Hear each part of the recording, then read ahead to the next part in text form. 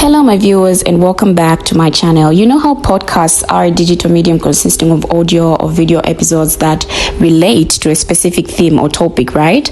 Well, in this video, a Black American lady is asked what other race or ethnicities she believes can be there to help Black people in the rest world during a podcast.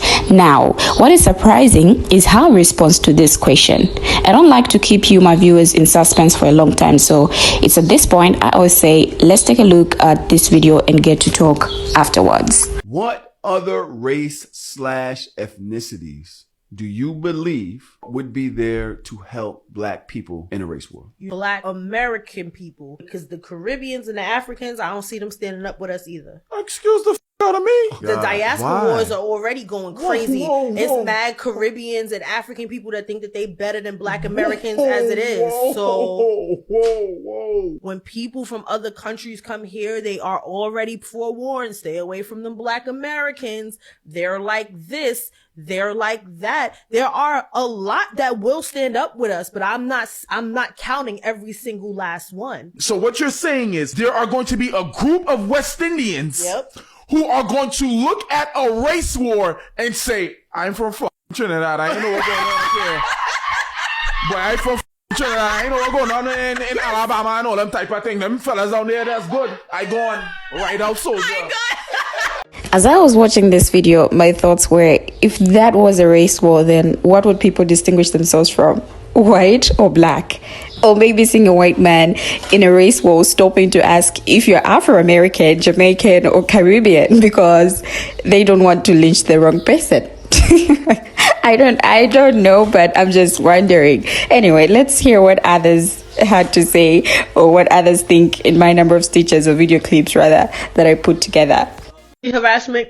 Look at where you just took it. Street harassment? You just called it harassment. It is. That he's not getting is that unfortunately for him, his breed, they be out there wilding. 9 times out of 10, it be harassment. And it's crazy because it's the same men who grew up hearing the song Scrubs. And maybe the issue is y'all had so much of a problem with Scrubs. Y'all was so busy writing pigeons that you didn't get the message. We don't want y'all honking the horn at us. We don't want you hanging out the car window. We don't want the Ayo Ma. Like, if you're going to step. And again, unfortunately for the goodums, the 1%ers, if you will, it kind of all gets lumped together as assumed harassment because it normally be harassment. Point is, y'all don't be listening. And if you need an example of that, then you can just like rewatch the clip. But like, y'all don't be listening. So what? Use the out of me. The diaspora wars. Yeah, she's not entirely wrong. However, it's definitely not for the reason that she stated. So for us in the Caribbean, a lot of Black Americans tend to behave and treat people in the same way how white people treat them over in their own. So it's never a matter of that Africans and Caribbeans think they're better than Black Americans. It's that when Black Americans visit or travel to these countries, they tend to act like they're better than the natives of them. So they end up treating these people in a very mean manner, similar to how white people treat them back home in their own country. And recent proof of that was the people who visit the hotel in Jamaica and the girl who felt it was okay to throw the drink in that staff member face. Black American people, because the Caribbeans and the Africans, I don't see them standing up with us either. Quick recap, the question was, if there was a race war in America, who do we think would stand up for Black Americans? One of the creators said, hands down, she believes that Africans and Caribbeans would not be there to stand up and help fight, but probably more Black Americans would be able to help in this race war. And it's sad, but I agree. I do agree. If you watch the video, she went on to explain about the us and them mentality and the diaspora wars that happen and how some Caribbean and African people feel that they are better than Black Americans. This is a really tough conversation even for me to have. I am a Black woman, but I am also Zambian, so I'm an African woman who lived part of my life in Africa and part of my life in the US. Majority of my life was in the US, so in some ways, yeah, Black culture has influenced my life in numerous ways, right? But I also do agree that some of our immigrant parents that raised us, y'all know, they was talking mad cash about Black Americans. And I'm even speaking from the experience of my African family married into a Black American family, and even some of those Black Americans kind of started having that us and them mentality, where I remember having internalized racism growing up because of this mindset. This is a conversation that really needs to be had. So I would, if you guys are willing, like for you guys to put questions and topics down in the comments so that we can start this conversation about the diaspora wars and also about the mentality of the us and them between Caribbeans, Caribbean Black people, African Black people, and African American Black Americans. Let's talk about it. It's time. Do you believe?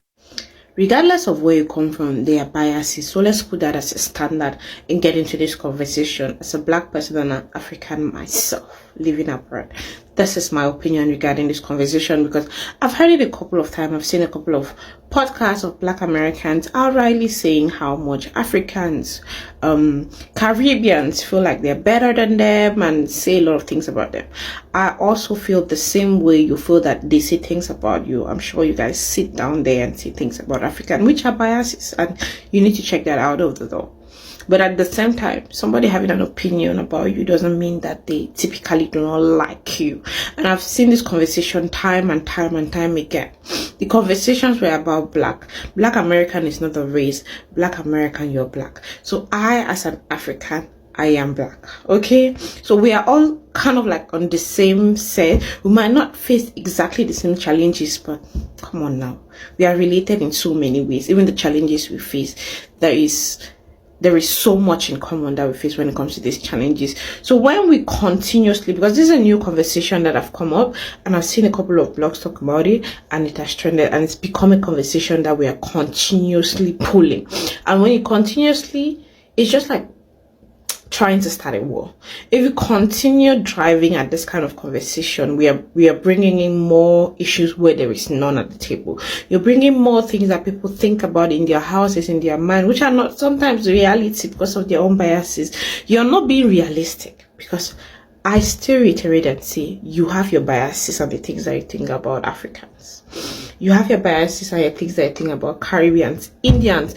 We say these things all the time. I remember the other day, people were talking about like having Asian friends and how crazy it is. It does not mean that there are people, Black people, different people, or even Asians, that Asian group of friends who are not happy, who did not have a fun time.